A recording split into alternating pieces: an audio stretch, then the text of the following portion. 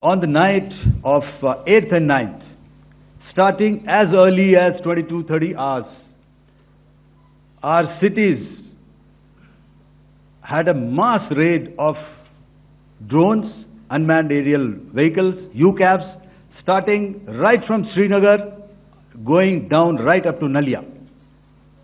It was a mass raid in waves, and it was relentless.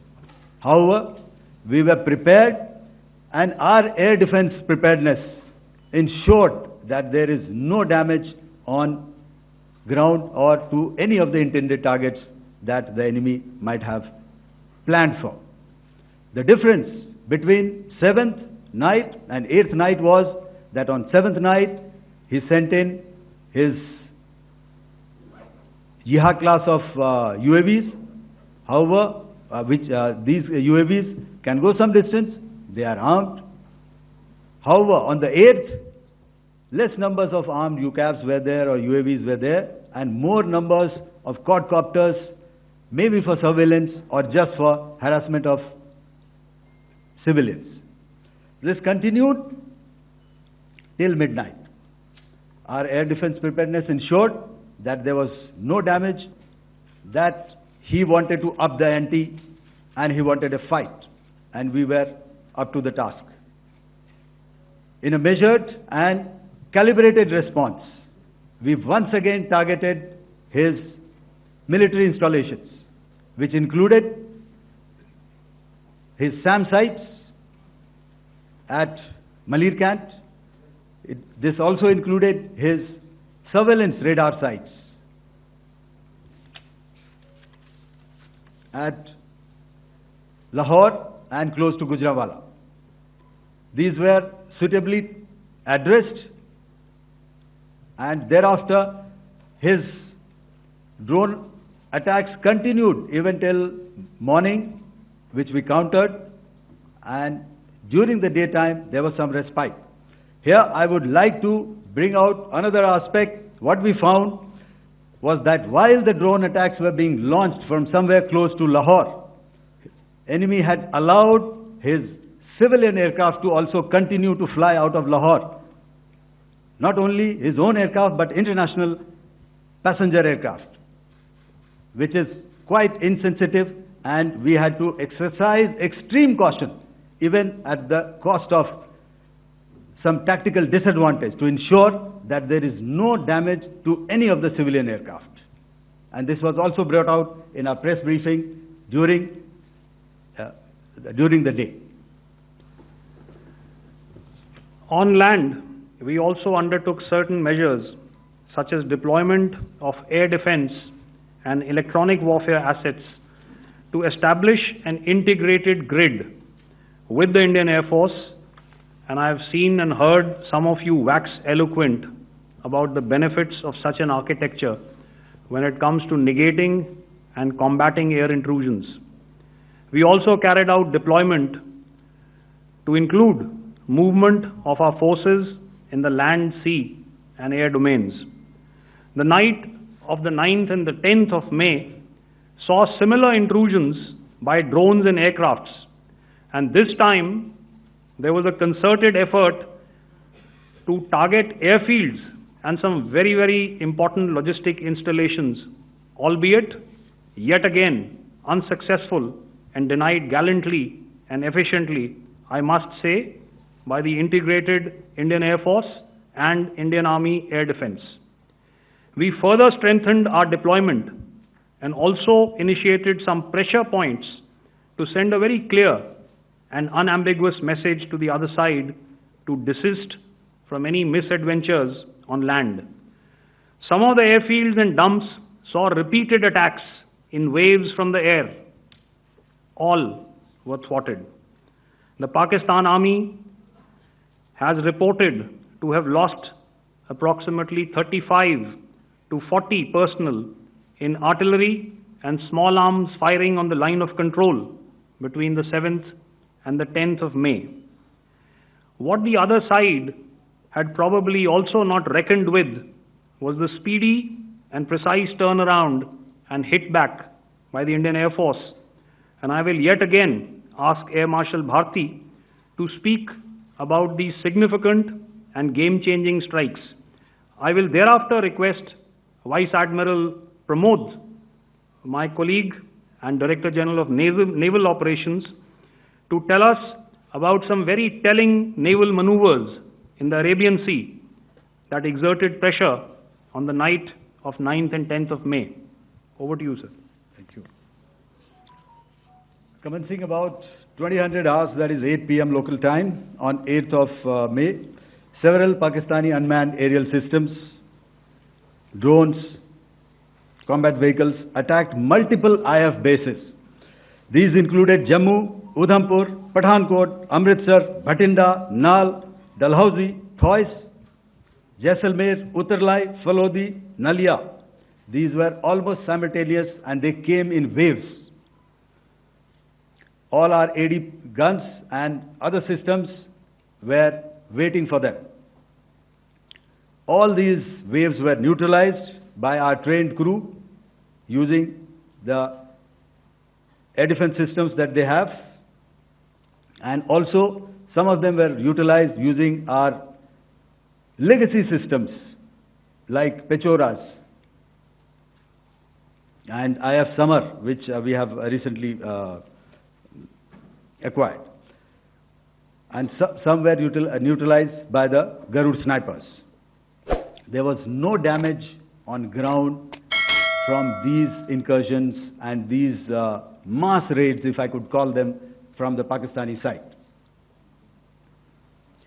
However, following these relentless attacks on our air bases, on our forward positions, and on our civilian targets, this was time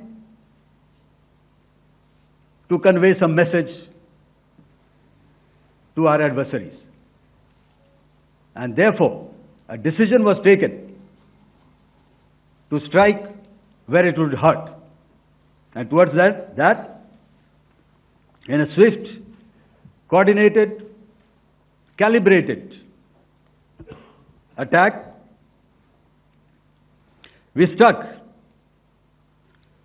his air bases, command centers, military infrastructure, air defense systems across the entire Western Front. The bases we struck include Chaklala, Rafiki, and mind you, Chaklala is Islamabad, Rahim Yar Khan, Sakar, sending a clear message that aggression will not be tolerated. This was followed by strikes at Sargoda, Bholari, Jacobabad. We also struck the C2 centers at Murid, the UAE complex at Murid, Rafiki, radar at Chunia, which I will show you, Rahim Yar Khan airfield, and the unmanned combat aerial vehicle hangar at Sakar. I would like to reiterate here that we have the capability to target every system at these bases and more.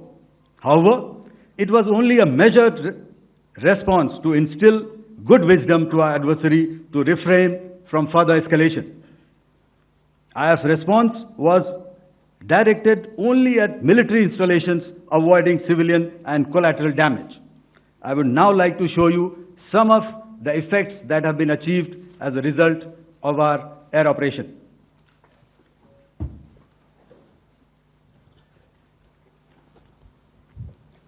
Here is the Pasrur air defense system, if you could see.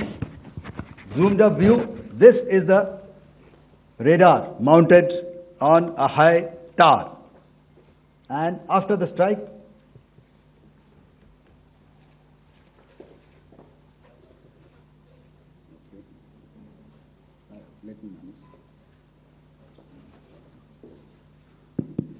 thank you. Can you hear me? Yeah, thank you. And after the strike, this is what has happened. This radar has been taken out, completely burnt. Next slide, please. The Chunia air defense radar, which was taken out on 7th and 8th. This is the radar site. A blown up photograph once again on a tower, not very clear, but what you see very clearly is the after effect after we have struck. The radar head has been completely decapitated. Next slide, please. Arifwala air defense radar. In this complex, you see how it looked before, blown up image, and after really blown up. Next. Now coming to Sargodha airfield. Remember, this is one of their important airfields wherein they have a lot of assets, F-16s, other assets which they keep getting, training institutes. And we have stuck this airfield. It is not, if you zoom in here, then one impact point here on the runway and second impact point of our weapon, precision weapon on the runway. And if you see this blown up, repairing going on. Same here. Next. Rahimyar Khan. This is the area we have struck. A deep strike out here and one complex here. So this is how it looked before, and the same. You see a big crater, another crater here, and this complex after strike neutralized. Next. Chaklala airfield, Noor Khan, once again a major air base, a lot of their logistic assets out here. This was the chosen complex that we intended to strike and convey a message. Next slide, please. This is how it looked before, and this is how it looked after our strike. Next. Sakar. We chose the radar site at Sakar. This is the radar site, and after it was struck, this is the aftermath, completely burnt out. Next, please. Aircraft shelter. This is how it looked before the strike, and this is how it looked after the strike. The roof of the buildings completely caved in and burnt. Next. Bolari airfield, aircraft hangar. This is how it looked before, and this is how it looked after the precision strike. Next. Jacobabad, aircraft hangar, and this is how it looked after. Next. So what I'm trying to convey here, ladies and gentlemen, is to start with, our fight was neither with the Pakistani military nor with anybody else who's there on the other side. Our fight was with the terrorists.